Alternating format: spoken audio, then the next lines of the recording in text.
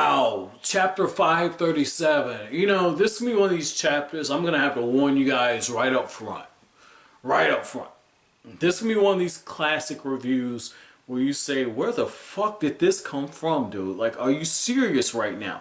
How did you pull this out of that? So you've been warned, okay? You've been totally warned.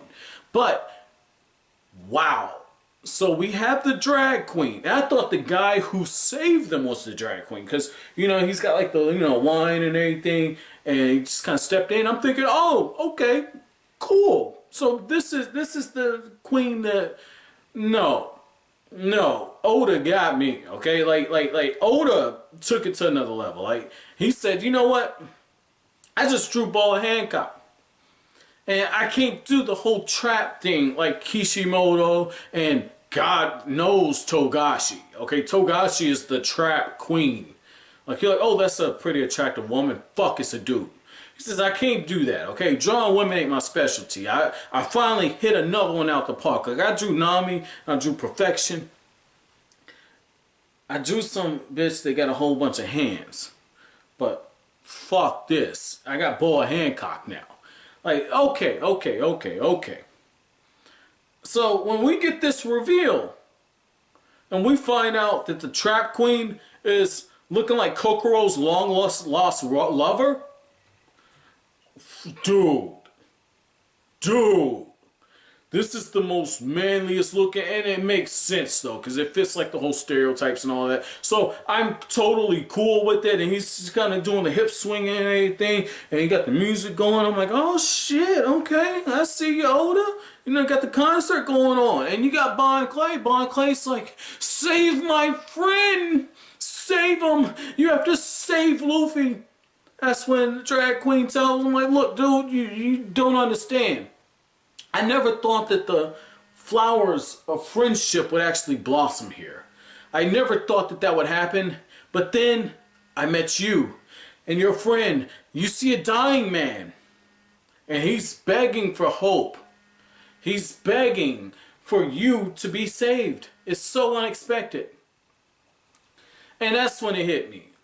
Luffy's going to get saved. And we find out the treatment is going to take 48 hours, because he says he's going to be in there for 10, not 10 days, for 2 days. And that's probably why Luffy's screaming. Luffy's like, okay, cool, you're going to fix me up.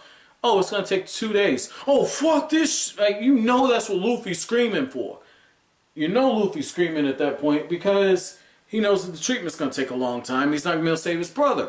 But what's also really cool about that is the fact that as Luffy is getting treated, you got this insanity that's breaking out. When Bon Clay comes to and he's seeing all the people having drinks, like, haha, good job, dude. I saw you break out. When did you break out? Man, we saw everything on the monitor, and it's this secret hideaway, this secret garden, which, again, is so fucking hilarious.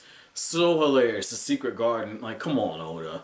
Like, if you guys don't know what I'm talking about, I know there's some younger viewers, which is why what I'm getting ready to say probably a couple minutes from now is going to be so fucked up. But you've been warned. Whatever. But if you don't know, Google Secret Garden and you'll see where the reference is coming from. But what's really cool, okay, it's got the Secret Garden. They've been watching and they're partying. And I'm like, wow, there's, some women here. Maybe it's dudes dressed up like women. And this is where the whole trap thing comes in. Because Oda says, I'm not the best at drawing attractive women. You can tell he shot his load on Ball Hancock. Like, he shot his load. Because in the SB corner, he even said, like, he drew Ball Hancock's design first. When they told him, when Jump told him, draw future enemies, and the design's different. So you can tell that he put some work into this. I know from some of you guys' comments that, Oda caught some flack from some of his editors and from some of his peers about not being able to draw women. So his answer was to just draw even bigger boobs, okay? Even bigger boobs. And just speaking of big boobs, like in the cover page for this chapter, it's actually on the back of this volume. You actually see what I'm talking about here, okay? And I'm gonna zoom in so you guys can kind of see. But you got the most beautiful straw hat Nami. She's bending forward and she's got the fan service thing going on. She's got the cleavage and everything going. And you got Nico Robin off to the side because she don't really matter. But, he knows he got to draw like the sexy characters and everything. And what you see here, right? What you see here is Oda knows, like, okay, I haven't drawn the most attractive characters for the most part, but I'm going to introduce a guy who we know that he's flaming queer, right? We know it. And I apologize to anybody who might be homosexual or bisexual is watching this video, but no, he's flaming hot, right? Like, he's flaming hot, which makes sense because he's in this really cold area. So when he's flaming hot, he's being cooled off by all this. I love what Oda's doing here, okay? But his power is to turn people from male to female. He says, like, I've transcended the gender border. And one guy comes in and says, you turned my dad, he was a king, you turned him into a woman. And sure enough, when he comes in and he gets him with the Emperor estrogen, I go, estrogen, okay, he's gonna, okay, women, I guess he's gonna mess up the hormones. You actually see the guy's hips, like the muscle shrink, the hips get formed. I'm going, what's going on? And then you see the panel on the guy who was shirtless, he's covering up, and it's because he turned him into a woman. It's like Oda was just saying, hey, you know what? I can't do traps, but you know what, right here, you got a former man, now he's a woman, and this is where I'm going to take this into the dark corner of YouTube. So if you're a young and impressionable young thing who you're worried that your mom's going to come in or your dad's going to come in and say, oh my goodness, what are you looking at? If you're worried about that, you might want to click off here and just watch the next chapter review if it's up when you're seeing this. But when I got that point, the thing that kind of hit me was like, man, dude, we're in 2017. So you guys probably gonna see this in 2018, but we're in 2017 as of this recording. And, you know, sex changes, they happen, it's no big deal. It's really no big deal. You know, you go back 20 years ago when people get into operations, they say, I want to get a little snip snip here, and I want to get a little tuck tuck there, and I want to get a little boom boom here. It was a pretty big deal, right? Like, it was something you didn't do. And now it's just like, you know, hey, if you're LGBTQ, do what you do. We're going to fucking march and do everything. If you want to be a woman, if you're cross-dressing, you like it, and you say, I want my sausage link and I want my meatballs cut off, I want a passageway created, we can surgically do that shit now. And it's like nowadays you don't even know if you're getting with a woman who used to be a man, or, you know, in some cases, like we have the kids who are born male and then the parents say, I really want a daughter, so they feed them estrogen, and over time, over the kid's life, they take on like the tendencies of a woman, and they go from male to female, and you can actually change the birth certificate at that point. Like, we're doing so much crazy shit now, right? And I'm totally cool with it. You know, you do what you do. Like, one of my closest friends in high school was, when I say flaming, like, that's probably why I like Bon Clay as much. And I actually just ran into him, so that's probably why I'm like much respect to him. But I ran into one of my really close friends from high school, and we just, you know, keep in touch through text messages and everything. And he was flaming with it, like outwardly, no shame about being gay.